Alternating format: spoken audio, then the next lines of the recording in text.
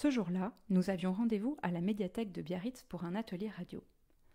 Après les présentations, nous avions écouté l'interview d'un navigateur qui fait le tour du monde avec une poule, un reportage sur la visite d'une chambre sourde par un groupe d'écoliers, et encore d'autres sons, comme disent les journalistes radio, qui nous avaient donné envie d'en fabriquer à notre tour. 2 de nos reporters étaient restés à l'étage pour préparer une chronique sur l'origine du schistera. Le reste du groupe, lui, tenait son sujet. Pas besoin de partir au bout du monde pour faire un reportage. Nous allions raconter la vie d'une machine à café. Il suffisait de descendre l'escalier pour aller interviewer les visiteurs et les habitués de ce lieu de rendez-vous dans un recoin du hall. On enregistrerait les bruits du gobelet qui tombe, du café qui coule, de la touillette. On ferait témoigner les usagers sur leurs habitudes et leurs préférences. On n'oublierait pas non plus d'être les yeux et les narines de nos auditeurs, de raconter ce que nous voyions ou sentions pour ceux qui ne pourraient que se fier à leurs oreilles en écoutant notre reportage. Pour cela, nous y étions équipés d'un enregistreur numérique répondant au nom de Zoom H4n Pro, d'une bonnette en mousse calée sur le micro pour éviter les bruits parasites et d'un casque d'écoute. Mais voilà, la réalité réserve toujours des surprises. Il y a un problème à la machine à café, vous êtes au courant ? Ah non, pas du tout. Je vais essayer si vous voulez, puis on va voir ce que ça dit. Elle est en panne, la machine. Donc aujourd'hui, ça ne fonctionne pas. Ah non. Bon, ben tant pis. Alors là, je vais appeler le technicien pour qu'il vienne au plus vite pour la réparer. Mais je pense que ça sera la semaine prochaine maintenant. Je pense. Ça va être un peu long. Oui, parce que là, le week-end arrivant, je pense pas qu'il va venir. T'as pas de chance. Et alors, qu'est-ce qui se passe ? On était venus faire quoi au départ ? Un reportage, et sauf qu'elle est tombée en panne. Et alors, cette machine à café, normalement, on aurait pu boire quoi comme type de boisson ? On trouve quoi dans cette machine à café ? Bah, du café, du thé, des chocolats chauds, etc. Des thés verts aussi. Qu'est-ce qu'on peut encore boire dans cette médiathèque ? Si on a vraiment hyper soif, tu nous conseilles quoi ? De boire de l'eau.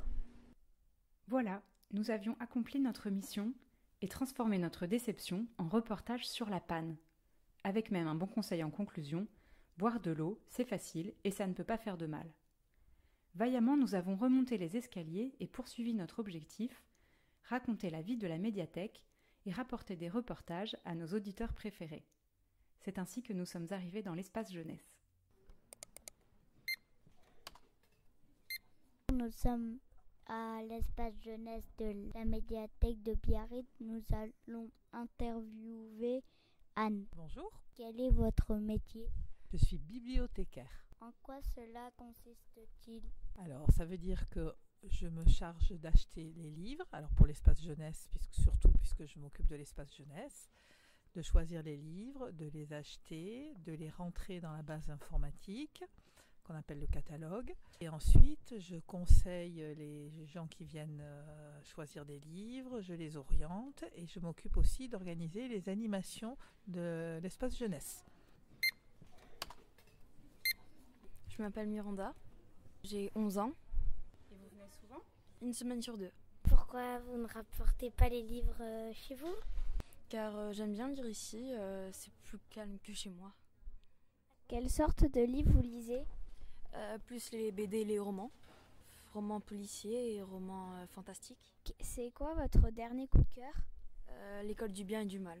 Vous préférez les bandes dessinées comme les bandes dessinées de Toto ou les légendaires ? Les légendaires. Après notre rencontre avec Anne et Miranda, nous avons retrouvé nos chroniqueurs occupés à retracer l'histoire du schistera avec l'aide précieuse de Nathalie. Quelle est l'origine de la schistera ? Un schistera est un panier en osier fixé à la main du joueur par un gant en cuir. Il fut inventé en 1857 par Jean d'Iturbi à Saint-Pé-sur-Nivelle pour remplacer les lourds gants de cuir d'origine utilisés pour attraper et renvoyer les pelotes. Plus léger, le schistera permet d'envoyer la pelote plus loin et fatigue moins le bras. On distingue actuellement 3 types de schistera selon leur taille et leur profondeur. Le schistera Joko-Garbi, petit gant, petit schistera, le grand schistera, grand gant Questa punta en espagnol, le chistera de remonte, chistera typique espagnol, à panier peu profond.